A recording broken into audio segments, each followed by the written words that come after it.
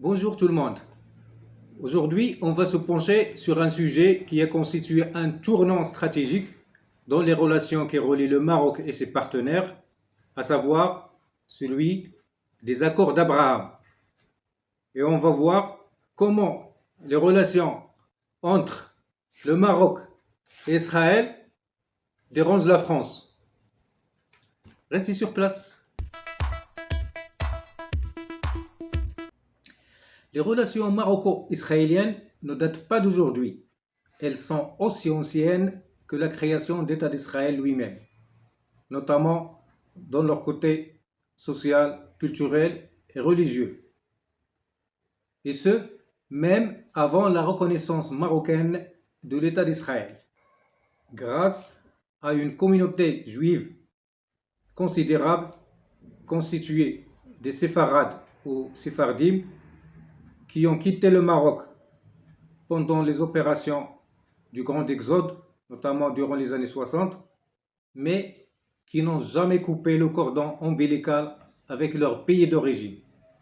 Cette communauté est restée attachée jalousement à sa marocanité et à la personne des souverains marocains. Le Maroc, à son tour, accorde un soin particulier à cette communauté.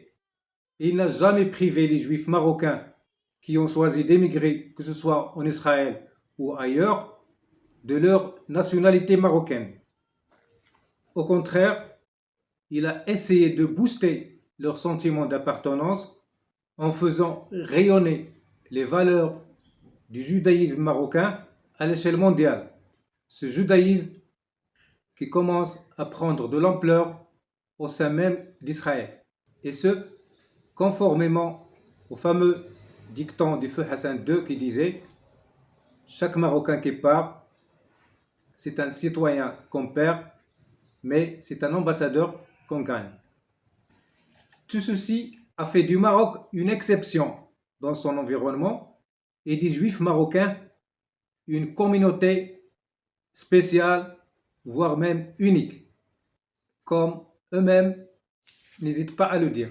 أعترف أني لم أكن أدرك مقدار الحب الذي يكنه اليهود المغاربة للمغرب، فهذه هي الجماعة الوحيدة التي لها علاقة سحرية ببلدها السابق. Des relations magiques, dit-il.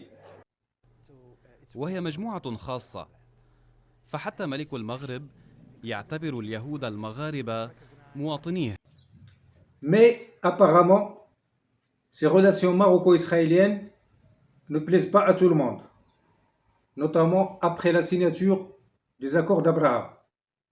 On ne parle pas ici d'une partie du peuple marocain qui est contre cette normalisation, et c'est une minorité qui n'a pas de grande influence, ni même de nos voisins algériens qui voient que cette alliance vise l'Algérie, mais on parle ici de l'ex-puissance coloniale, la France, qui estime que cet accord est susceptible de frapper de plein fouet ses intérêts. La France ne s'oppose pas à ce que ces accords couvrent le domaine de lutte contre le terrorisme, former une alliance qui constituera un contrepoids contre l'Iran ou même l'acceptation et l'intégration d'Israël au sein de son environnement moyen-oriental.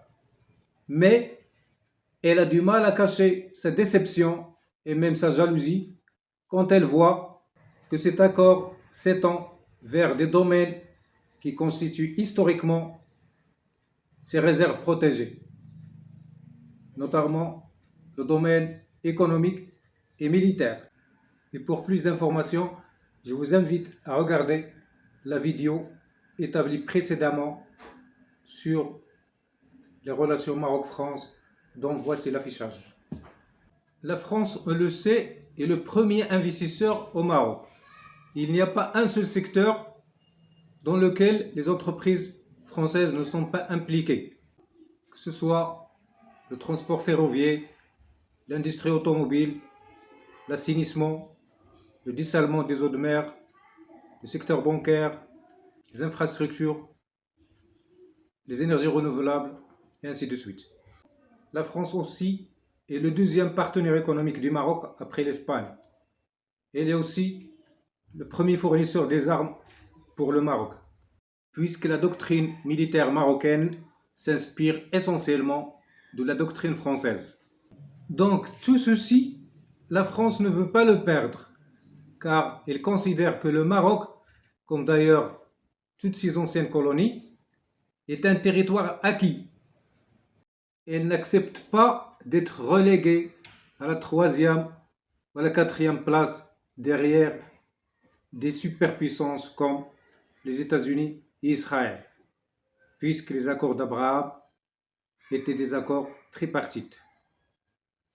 Mais puisqu'elle ne peut pas exprimer son mécontentement aux États-Unis ou à Israël, elle ne cesse de le faire savoir au Maroc, en lui montrant sa capacité de nuisance, que ce soit à travers l'affaire Pegasus, que ce soit la mobilisation du Parlement européen contre le Maroc, ou à travers la restriction des visas accordés aux Marocains. Et puisque ceci ne lui était pas suffisant, elle va même au-delà jusqu'à pousser leurs serviteurs algériens à déployer leurs forces le long des frontières marocaines pour montrer que la France peut jouer la carte de la guerre dans la région. Et on se demande aujourd'hui si la France va faire un retour à la raison en reconnaissant la marocanité du Sahara, puisqu'il sait qu'elle est marocaine, ou il va brûler toutes ses cartes en risquant de perdre définitivement un allié stratégique. Pour conclure, il faut dire que les accords d'Abraham ne sont que l'expression d'un nouvel ordre mondial qui se dessine. La France doit comprendre que tous les pays du monde sont en train de se mondialiser. Et regardez les anciennes colonies d'un œil des années 60 en jouant le trouble fête ne relèvent que d'une adolescence politique. C'est ainsi que s'achève cette vidéo. Si vous avez aimé le contenu, n'hésitez pas à liker, à commenter et à partager. Et pour ceux qui ne se sont pas encore abonnés, c'est le moment de le faire. Et pour plus de vidéos, une seule chaîne, viens savoir. À très bientôt.